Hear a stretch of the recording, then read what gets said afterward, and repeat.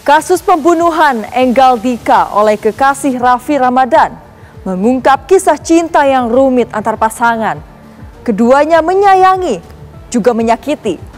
Hubungan antar pasangan seharusnya melalui tahapan-tahapan secara runut tanpa boleh dilewati. Sehingga keduanya saling memahami dan mengikuti norma-norma masyarakat. Inilah serial Tabir. Emosi sesaat berujung maut. Epilog jalinan kasih dan kekerasan.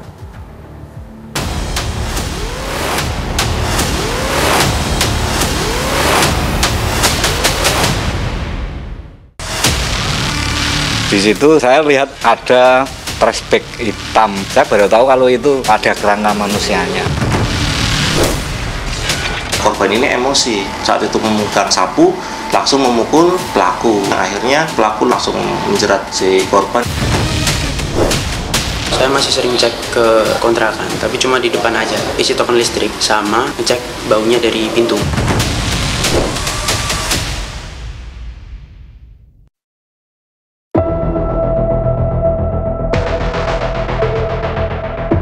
Kasus pembunuhan Enggal Dika oleh kekasihnya Muhammad Raffi Ramadan mengungkapkan kisah asmara dan kekerasan di kota pelajar. Tak hanya patah hati, jalinan asmara juga bisa berujung maut. Sosiolog kriminalitas Suprapto melihat penyebab kekerasan ini karena ada yang salah saat menjalin asmara. Ada tahapan-tahapan yang harus dilalui secara runut tanpa boleh dilewati. Pertama itu knowing, kenalan. Setelah knowing, dating. Dating kencan janjian, yang itu harusnya kencan janjian itu dilakukan dalam rangka mengenali satu sama lain, tetapi kebanyakan di antara mereka itu kebalik gitu.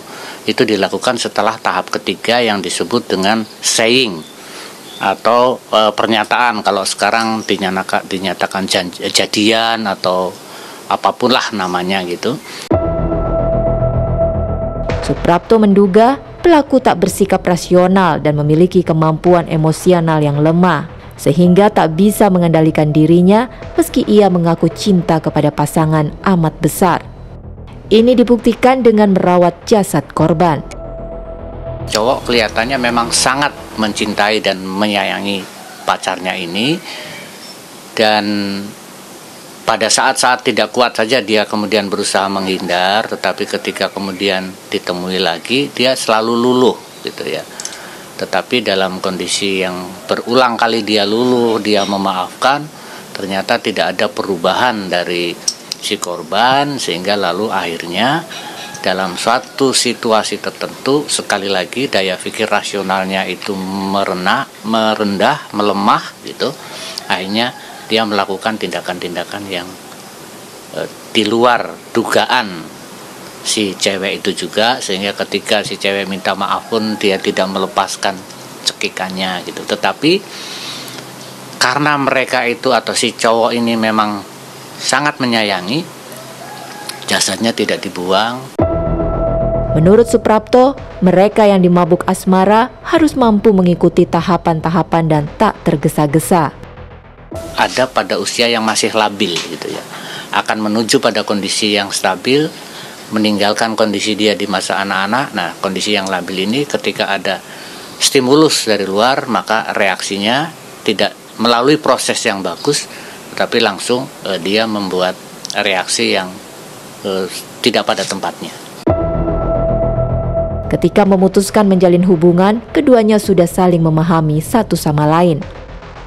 Bila ada hal yang dirasa kurang cocok, segera mengakhiri hubungan. Apalagi jika hubungan itu tak diikat pernikahan. Iya, jadi sekarang memang banyak fenomena ya terjadi bahwa banyak pasangan ataupun kos-kosan yang membiarkan pasangan yang sebetulnya belum resmi. Faktornya beragam, ada yang faktor ekonomi, dalam arti pemilik kos-kosan itu ya yang penting laku lah, kos-kosan saya laku gitu, tidak membuat gaduh dan sebagainya. Lalu yang kedua juga tidak jarang di antara mereka itu mengakunya kakak beradik, itu juga sangat mungkin terjadi. Dan dalam penelitian saya beberapa tahun yang lalu sering kali terjadi gitu, mengatakan itu kakak beradik tapi tidak pernah menunjukkan kartu keluarga, selalu nanti dan dia mengatakan waduh kelupaan dan sebagainya gitu. Nah, yang ketiga memang masyarakat itu karena makin memiliki kesibukan sendiri-sendiri sehingga untuk hal-hal yang dirasa tidak mengusik kehidupannya akhirnya bersifat permisif. Jika kedua pasangan saling memahami dan telah melalui tahap yang wajar menurut norma masyarakat, jalinan asmara itu niscaya lebih sehat dan tak saling menyakiti.